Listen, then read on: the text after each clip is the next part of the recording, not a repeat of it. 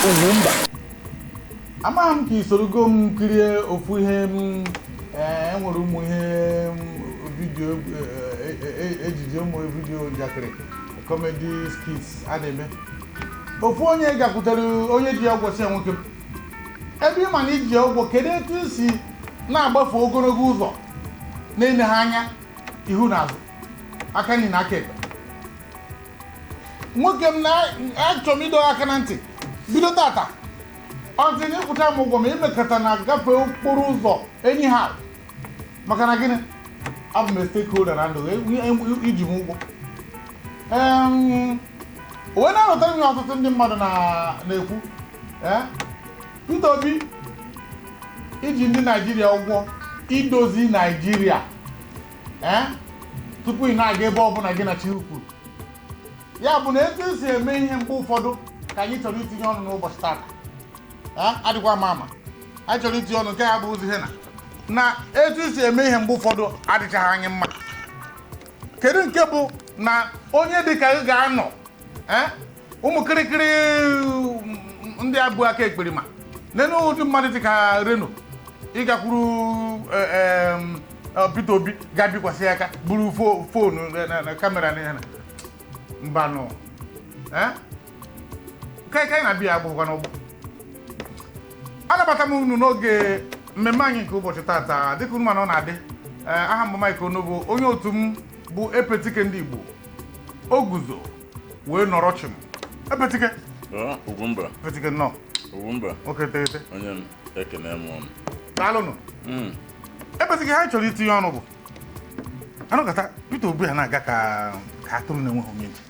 Ọnụkata ọ na-eme ihe dị agha ọ maka na o ji anya ụgwọ ke ka ọ ga-eji bụ mana ọ mara na ahụ gaa ife n'ugwu ifo ife na ndịda ifo eme ọ na-aga Chineke na-edu ọ bụziri kịta ọ da na n'ọnụ na o ruo na mgbe ọ ga-eme ihe na ọ bụrụ ka ọ na-aga mụ afilikwa na Peter Obi na-ekwesịrị ikenye ụdọ n'ukwu dịka ịga adịghị ama ọ gawa nke obodo ụzọ ka ihe chere na UGWUMBA ihe nke bụ eziokwu na orugo time Peter Obi improve his security improve people around him because now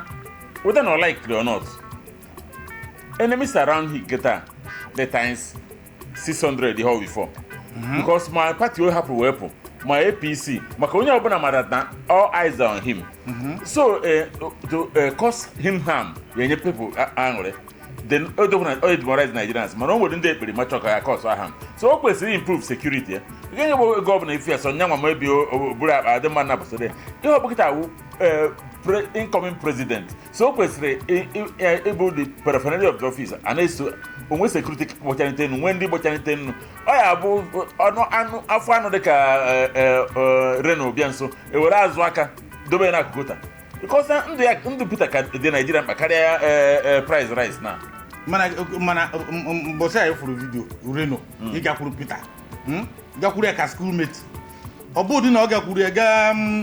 ikekwe mmadụ eri ya kene ya dịka onye tọrọ ya okenye kene ya dịka national and international asset ọ gakwuru ga na-ebikwasị ya aka n'azụ nke ọbụla ọgbọ. ịma na Reno enweghị proper home training o nwere ka ọ bụ single parents zụrụ ya because ọ bụrụ nwere proper home training one ọ ya madat na Peter tọrọ ya atọ ka jide ego ka nwee connection ịpụta ịma wepụtara ya aka unu kwe n'aka ebidoro ike na-enye ibe ndị dan obieghị aka n'azụ den nke ha na-ekwu na obie Peter aka n'azụ nye asị ọgbọ ya ka asị onye ọ tọrọ atọ home training nke onwe ha no matter rivalry nye na Peter nwe rivalry because Peter go president na mazụ ihe ọ na-azọ bụ SA mmadụ so o kwesịrị and ihe o ji meda temgbe iwe ọchị ya o kuniri gbaa vidio ka olu ka Peter were ikwe n'aka ka o wee sị that na Peter dị too pedestrian that kind of thing mana Peter ma wuo n'ife onwekwa n'ihe o ji ekpọrọ mana that mgbe ihe a na-avoid people when I got not the soft o nwere extent ya bụ iruo at least you upgrade up go from that level mgbe ọ bụ governor bụ common man on the street kịta ọ a very important person ka ọ bụ to ndị Igbo to Nigerians to Africa because onye ọ bụ liberation Africa enejere anya onye ara ka a na-esuru ọgwụ ịkọgbuga akụkọ mbụ ọnụkọta jụọ ha sị ha ihe ahụ na-asị tie kwuo onye a na-esuru ya bụ ọgwụ ọ na-ajụzi ya ka ọ ga-aṅụkwa ya ma esucha eziokwu Peter ọ ga-ekwesu nwa ọgwụ anyị na ha eme ka anyị gbanyere eketa ihe ma na anyị kwucha anyị eme ka ozi ruo ya aka ọ ṅụrụ ya ọṅụ ha anyị amere nke gbasara anyị ọ dị mma ọ bụrụ na iso ngo na mmemme ịma anyị nwa bụ anyị na-agata ụmụ mmemme na-eso ndị isi okotoko a dịka n'ebe a gara ụmụ mmemme dị agha o wee doo anyị anya na ịfụ ndị a na-eso ndị ọgaranya enwere akwamozu nnukwute nwaanyị n'aka ugo anyị gara izu one mone gara aga nwunye odibo ọha na Nkanụ Mrs. Monica Ndeji anyị nọ ebe ahụ enwere ofu onye isi okotoko bịara nna nwee bụrụ na agụụ na-egbu ndị asụ ya n'azụ kwụpụ ndị DSS a na ndị a na-ekpuju m na moto na yiri kootu na-eme ha na agụụ na-anyụ ha ịkpakwu maka na esi na mmemme nke a daba ebe a esi ebe a daba ebe a nna nwee metawara ha ebere ebe ọ bụ na funefune dị etu a ka funefune ga-adị n'ezie n'anya nke bụ Peter ndị na-eso ndị ọzọ agụụ na-enye ha nsogbu ma ya bụziere Peter ị maara na ọ daa n'ofu ebe echekwa m na Peter na-eri nri na ọbịa mmemme biko ka etu a ga-esi metere ndị ebere anyị tụwa anyị goro ọkpa na-ebunye ebetike ọ na-atọ ọchị mana achọrọ m ka anyị tinye ya ọnụ maka ndị na-eso ya ọ dị m chọọ na agụụ ga na-egbu ha ọ bụrụ sọ ndị na-eso Peter anyị ma na Peter bụ atachọn ọ bụrụ na ihe ekwu very important politicians bodyguards ụnụ security test ụnụ kwesịrị na take care of them ka nkọwara gị ife ọfụma o nwere onye bụ former chief justice nwụrụ anwụ a sị na ha jechara bata ndị polisi eji iri nri abụtagbuo ya reason bụ that ha enye ndị a nri ndị a kpagharịcha apụta aga ogụbafa ha nwere option that to go out to ebe ha eri nri kedu ka esi eso mmadụ bụ ya security detail agụ a na-agụ ya na-emove from morning o nwere ike unu negide n'akụkụ jibeghị ife ọ ya eri nwanne ndụ gị ka iji egwu egwu because na kwesịrị onye ọbụla bụ ya security even your gateman chief on auto ifu na-apụ erie ni ṅụọ tii na ọbụla ahịra ụmụ kịrịkịrị akwa ha ṅụọ ezigbo tii obi adị ha mma in the afternoon enye ha nri ka ha rie nri because the reason of this ndụ gị dị ha n'aka ịmara nwe ebe agụ ya agụbazi etu a n'ụkpakpakpakpakpa o chefu ebe trigadi ọ na-alọ nlọ ọkpa na kooko ma ọ bụrụ onye nnukwu so mana ọ bụrụ na unu na-ebi anya sekuriti gị na-ewu sekuriti na driver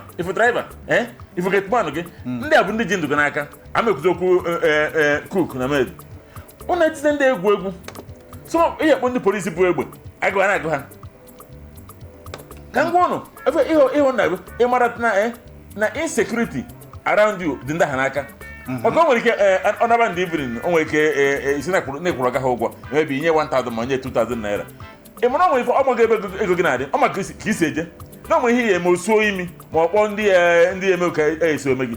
nwee na obi mmadụ mana ndị a bụ ndị ji ndụ nọ n'aka gị na mmadụ pụọ mana o ji famili ị na-eme ife ije kpụta n'akụkọ ha mgbede inye ha ezigbo ego ka ha na-aje famili so echi na ịkpọ ya ọbịa epetika okwu kwuru ọtọ mana mụghachi na a na-ahazi ndị a enwere etu esi enye ha ụmụ ihe na maka onye ọbụla na-eso ọgaranya maara na uru na-adị ọ bụrụ na m bụ onye DSS kịta aga m na-azọ ka m na-eso maka ụmụ pakeji ụmụ envelopu na-adị kama na ebe anyị na-ekwu okwu bụ tupu o ruo mgbe a ga-enye ha pakeji nke nnukwu ahụ na agụụ na-anyụ ha ịkpakwu maka nekọtara m ebe ndị a na-azọ afere rice ebupụta etu a sị na 5 spoon ọkwa ndị DSS ọ bụ ụdị ndị ihe na ndị nke a na-eyi kootu ndị ihe na n'Enugu steeti achọghị m ịkpa afa ka ọ ghara ịdị ka maka ndị ọbụla bịa ịma na enwere ụdị mmemme ọ ga-abịa gaa na Igbo kịta ndị polisi akarịa ndị bịara mmemme makara ofu onye bịara n'oge ekpo ndị polisi na kịta asị na nọ ndị civil defense ekporo ndị ju everywhere ifu ebe ndị a na-azọ nri ifu ebe ha na-azọ malt ifu onye nke ọzọ sịrị na nkwụọcha ya ṅụrụ na Nkanụ na ụwa ya na ya aṅụbeghị ya biko kedu etu a ga-esi weta n'ihe ya nkwụọcha ahụ ọ bụgoro sụsọ ofu kọp o doghị anya na ndị a ha biko agụụ na-enye ha nsogbu biko ndị ọbụla na-eso ha ọ bụrụ na a ga ebe ọbụla a na-eme security vote sisi na security vote ahụ kpọta welfare officer ga na-echi kula nri ọ bụ eziokwu onye ukekwa ọ ga-ama nso ka a ghara itinyere ya tụsa mana e nwere ike ana eshiri ha nni mbosi ọbụla eshie nni kula nni edori ha n'ime ihe ha nọ na moto na-eri exactly maka o doro m anya na ọ bụrụ na ha na-eri nri na ha ama na-azọ ụdị nri ha na-azọ n'ihe kama ha na-azọkwa matured way mana agụụ dị ha n'ahụ mana agụụ dị ha n'ahụ ezigbote agụụ dị ha n'ahụ that's why na jibo ha nweta ndị dị agha eweleta ichibe ihe na ha pịa ihe ha ga-apịa gị ụdị agụụ ọ dị ka ihe ị na-ekwe na ha na-enwe pakeji ijere aka efu pakeji ha most of them na-ahụ pakeji mana ha ya nọ afọ na-eke ndị mmadụ afọ na-ebunye ndị mmadụ ego maka fa ma ama eso dekedu that money because ọ na uniform o ji egbe debe na ha o nwere ka ọ na-ana o ji ego transport ị na-oge bụ life na ụfọdụ bi na nke ọga ha anụrụ n'abalị achọ ofe sara akụ sachara n'ọdụ n'ime wee nye dimkpa mmadụ na-eche ndụ gị so n'ime na kwesịrị ka ndị ọchịchị gwa na ogwu na eziokwu na ndị sekuriti ga-eji na ha egwu egwu n'afọ ha na-akpa ha bikos ọ bụrụ na achụọ nwa ya na skuul uche ya dọ n'iche gị nụ achụọ nwunye ihe hit na gara edọ na ya dị uche ya dọ n'iche gị nụ ebe uche ede bụ gịnị ka eme ka bịa dị mma biko na-asị ya na anyị si na nkụtu tababa igbe ahụ maka na ya bụ ihe dị mkpa maka na ọ bụrụ na ịga n'ugo mmemme fụ ebe onye polisi bụ egbe n'aka na-aga asachata efere a ga-eji nye nri mara na ejighị onye ọma aga elele ya bụ ka anyị dọbiri etu ahụ na-achịtezikwe n'ihe anyị na-ekwu maka ya maka ịma ihe anyị ji kwutewe ya bụ Peter Obi ji anyị ụgwọ ya ma ya ọ na-agbafe ụzọ ya agbafezina anyhow because ama m na ifu ebe a yes all man of the people mana ọkwa man of the people ichekwa ụmụ ihe Martin Luther King ha na ndị ya ịbịakwa nso too much ebe ha ka a na-anọkwa adụnyere mmadụ ihe amara na Chineke na-edu mana a sịkwa onye Chukwu na-edu ya na-edu onwe Jizọs were mgbe emekọtara ndị ihe na-emekọtara Baịbụl sị o wee si n'ebe ha na owezugo onwe ya bụ biko Peter Okwute nke a abụghị mkparị nke a bụ okwu ndụmọdụ biko chekwaa onwe anya adịghị ndị a mma amaara m na Chineke na-eche mana biko Peter tinyekwuo ihe etu isi echekwa onwe gị adịkwa ama maka ogbo gị na Baịbụl Peter nke nọ na Baịbụl emechakwara kpọrọ ya kpochie nkwa mgbe o ruru ha kpọrọ ya kpochie ndị a ka akpọchi nọ na ha enweghị ihe ha fụrụ n'aka gị mana ebe ọ bụla a na-egbu ndị onye na-emeghe nta emeghe imo biko kwakerewe adịghị ama ka anyị ghara ịfụ na anọkọtara mbọchị ọzọ onye isi ukwu ka dị ka Renu ma ọ bụ ndị otu ya bịakwuo gị n'aka ofu onye ebetụghị maka na enwe ihe m gụtara ihe na ofu onye mere vidiyo mbọchị a na-asị na enwere ihe ọ na-agba oru a na-ekwenu ndị ọbụla n'aka na enwere kemikal kịta na ọ ga-abụ ite n'aka onwe ihe ọ ga-emegbu mana onye nke ọzọ tere nke a ka ewuru nke a bụ negativ nke a pozitiv ikwu onye tere nke pozitiv n'aka onye nke tere negativ bịakwazikwa ehi n'aka na ịbana na nsogbu bido atị na ọkwa ọnwa ozugbo nọọ ihe eji egbu ndị mmadụ biko ụmụ oke okwukwe n'aka kama ịkpọ ijiri globu na-ekwenu na adịghị ama ịgbado ihe n'aka ma ọ bụ ịkpọ ndị isi ekwu ọnwụ ọ bụrụ ndị akpụda kedu ndị a na-akpụ arụ ndị nri ịkpọrọ ha a na-ekwuru ndị mmadụ n'aka dị ama hapụkwara okwu njakịrị mana epetikepechi ọnọdụ a na-achọghị m ka anyị biko na-epiachi ọnọdụ a ihe anyị na-ekwu na Ogwumba ịmụrụ Obi eziokwu nwanne anyị Peter Obi gee ntị ihe dị ezigbo mkpa maka na ihe na-ekwu maka ndụ gị ịma na ibilivu na onwe ife na-eme ehiri nne ife kpọrọ gasị ka nkụ o nwere ndatinye ihe improve on ife niile na-alụ gị ọrụ kịta bụ ndị food is ready ụfọdụ like ime Keneto Okonkwo ọ bịara Tinubu bute ego ọ bịa ọfụrụ ego ọ gaba eze ana onye ebe ha kind gentleman nwere kind of spirit ya ma ihe ndị ọzọ ya bụ nke nwa ha na-anwụ ome ka esi ekụchapụ ya arụ eme chọọ ndị ochie amadat na ide eri na ide enye kọbọ ha nọ gị nso they will protect you more ma ndị sekuriti ya gasị chọọ sekuriti kara aka ihe o kwuru osi ike ekweza n'aka chọpụ nọkụ